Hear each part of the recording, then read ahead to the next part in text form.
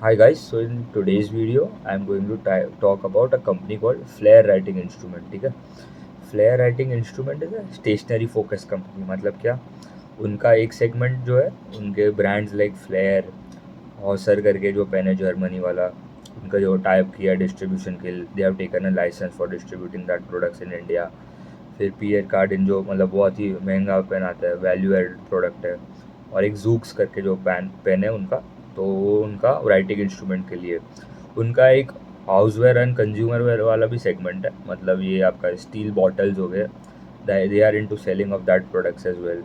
फिर उनका एक फ्लेयर क्रिएटिव वाला जो सेगमेंट, मतलब एक स्टेशनरी वाला सेगमेंट है, that is focused on basically आपके कैलकुलेटर्स बेचते हैं, क्रेयॉन्स, कलर पेंसिल्स हो गए, तो दैट इज़ स्टेशनरी फोकस्ड. तो तीन तीन कैटेगरीज है इनके, एक राइटिंग वाला, एक उनका स्टेशनरी वाला, एंड और एक है उनका जो हाउसवेयर का स्टील बॉटल्स वाला एंड हाउसवेयर वाला सेगमेंट.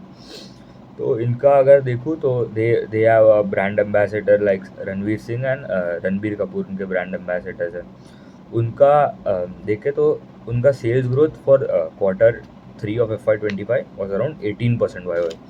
अभी ये growth is much better compare to that previous growth. ठीक है, Q2 में दे ग्रू अराउंड 5%. Q1 में सेल्स ग्रोथ वॉज 0%, 1%, 0% के आसपास ही था, मतलब फ्लैट ही था रेवेन्यू ग्रोथ.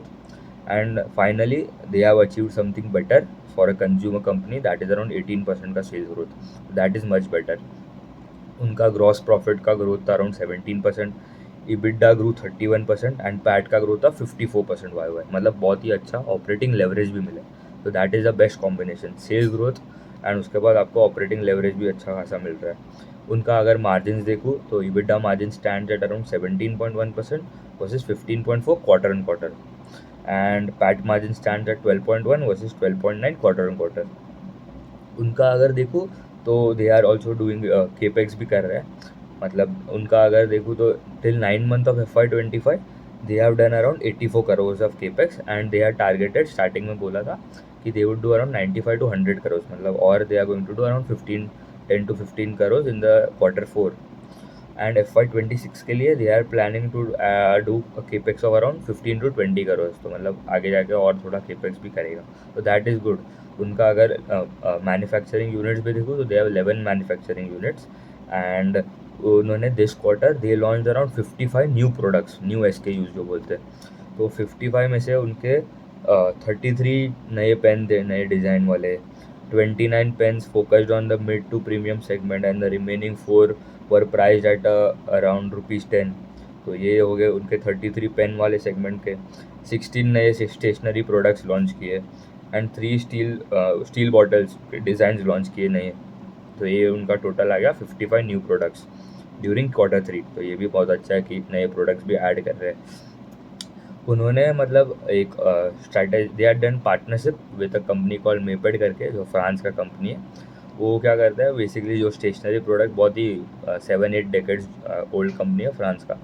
दे आर दो फ्रांस में मतलब बेचते प्रोडक्ट्स, उनके मतलब मेजॉरिटी एक्सपोर्ट करते हैं. तो इंडिया में they have chosen as Flair as a distributor, तो उनको भी मतलब कमीशन जैसा मिलेगा. तो ये भी अच्छा है कि फ्लेयर का डिस्ट्रीब्यूशन चैनल जो Maped you will use and sell the Maped वाले प्रोडक्ट्स, तो उनको फिर एक कट मिलता है या तो कमीशन मिलता है. फिर अगर इनका अगर रेवेन्यू कंट्रीब्यूशन देखूँ तो जो राइटिंग इंस्ट्रूमेंट वाला जो सेगमेंट है, तो that contributes to around 76% of the revenue. And writing instrument वाले का growth for Q3 as of Q3 was 10% Y हुआ है, मतलब लो डबल, मतलब डबल डिजिट का ग्रोथ था. फिर उनका जो क्रिएटिव वाला सेगमेंट है, तो स्टेशनरी वाला जो फ्लेयर क्रिएटिव एंड कैलकुलेटर्स वाला जो सेगमेंट है, that contributes to around 18% of the revenue, and that grew around 10% Y हुआ है. 10% वाई का ग्रोथ आया. एंड मतलब ये भी उनका तो मतलब ये स्टेशनरी वाला जो सेगमेंट, तो दैट इज़ वेरी स्मॉल. तो they expected to grow at around 18 to 20%, but उनका ग्रोथ गाइडेंस उनका था to grow by 18 to 20% for stationery वाला सेगमेंट. ओवरऑल का नहीं बोल रहा, ओवरऑल का मैं बाद में बोलता हूँ. फिर उनका था कि उनका बॉटल्स वाला जो सेगमेंट बहुत ही छोटा बेस है, 5% का कॉन्ट्रीब्यूशन आता है. दैट ग्रो 3x, मतलब 300% का ग्रोथ है वहाँ पे, क्योंकि बहुत ही छोटा बेस है. रफली अराउंड 10 to 12 करोड़ के आसपास का रेवेन्यू आता है वहाँ से, पूरा अगर ओवरऑल देखूँ तो. तो अभी उन्होंने Q1 ऑफ FY25 में बोला था कि they will grow their sales by around 12 to Q2 में बोला था, सॉरी Q1 का आई डोंट रिमेंबर.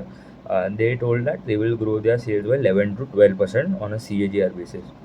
Q1 में ग्रोथ कितना आया? 0%. Q2 में ग्रोथ आया 5%. तो उनको Q2 के कॉल में पूछा था कि you have to grow now 20% plus for the upcoming 2 quarters to meet the overall growth of around 11 to 12%, क्योंकि पहले 2 क्वार्टर में तो कुछ ग्रोथ ही नहीं आया. पहले क्वार्टर में 0% ग्रोथ आया, Q2 में अराउंड 5%. तो to match that overall growth, तो उनको they have to grow at a better rate compare to the average जो 11 to 12 है. तो मतलब पहले तो ग्रो नहीं आया. अभी this quarter they finally they had grown their 18% के आसपास का ग्रोथ आया. एंड नेक्स्ट क्वार्टर में भी they are telling that it would be a very strong quarter.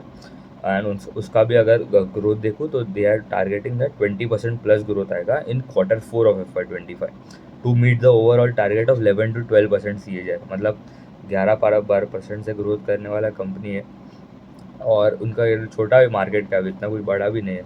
Whereas उनका जो कॉम्पिटिटर है DOMS is consistently growing at around 20-25% के आसपास का ग्रोथ आ रहा है. From last continuously from 7 quarters के आसपास से ग्रोथ आ रहा है कॉन्स्टेंटली. एंड उनका गाइडेंस भी वही था कि 20-25% के आसपास का ग्रोथ आना चाहिए. अभी अगर ये गाइडेंस उन्होंने अगर थोड़ा भी अपवर्ड रिवाइज किया होता तो that would be much better for the investors as well. But ठीक है, ग्रोथ तो मतलब 11-12% के लिए मैं निफ्टी में ना डालूँ अगर मुझे डालना है तो भी. फिर अगर इनका EBITDA मार्जिन का गाइडेंस भी देखूँ तो उन्होंने बोला है कि अभी अराउंड 17.1% है. They are targeting that it would reach around 19-19.5% के आसपास in the upcoming 2 to 3 quarters के आसपास. तो ये अच्छा है कि उनका मार्जिन थोड़ा फिर से बढ़ जाएगा. मतलब ये उनका जो बॉटल्स एंड हाउसवेयर वाला जो सेगमेंट है, उसमें हाउसवेयर में मतलब आप समझ लो प्रोडक्ट्स लाइक आपके टिफ़िन हो गए, ऐसे सब प्रोडक्ट्स बेचते हैं. फिर also they are also doing backward integration as well, मतलब उनका कॉस्ट भी बचता है. एंड उन्होंने बोला है bye FY27 the steel bottle वाला, मतलब बॉटल एंड हाउसवेयर वाला जो सेगमेंट है, दैट उनका जो रेवेन्यू होगा that would become 125 crore by FY27. We are in currently in FY25 of Q3. तो ठीक है, मतलब इन 2 years के आसपास अभी जो अराउंड 12 to अराउंड उनका अगर 9 month का अगर देखूँ तो steel bottle contributed around 40-45-50 crore के आसपास का उनका कंट्रीब्यूशन था, रेवेन्यू था, जो 50 करोड़ के आसपास का. मतलब they are going to double in 2 years. तो मतलब वो अगर बॉटल वाला सेगमेंट का भी ग्रोथ देखो तो दैट वुड बी अराउंड 30-35% का CAGR. तो दैट इज़ ऑल्सो गुड. फिर ऑल्सो उनके अगर आउटलेट्स देखूँ तो स्पेसिफिकली फोकसिंग ऑन पेन वाला सेगमेंट, तो दे हैव अराउंड 330,000 आउटलेट्स.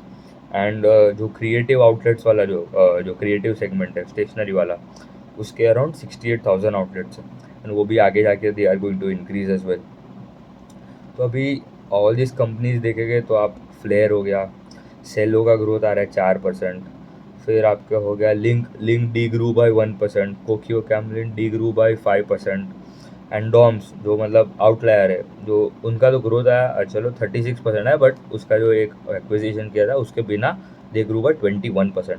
तो फास्टेस्ट ग्रोइंग प्लेयर तो डॉम्स है. I will do a P2P analysis as well where I'll cover all these companies and we will look at which is a better company placed in this segment as well. Track करना पड़ेगा. if Flair going ahead is growing at around plus of 20%, and अगर आगे जाके अगर guidance भी बढ़ाता है तो that is good for the investors as well. ठीक है, उतना ही रखते हैं. Thank you.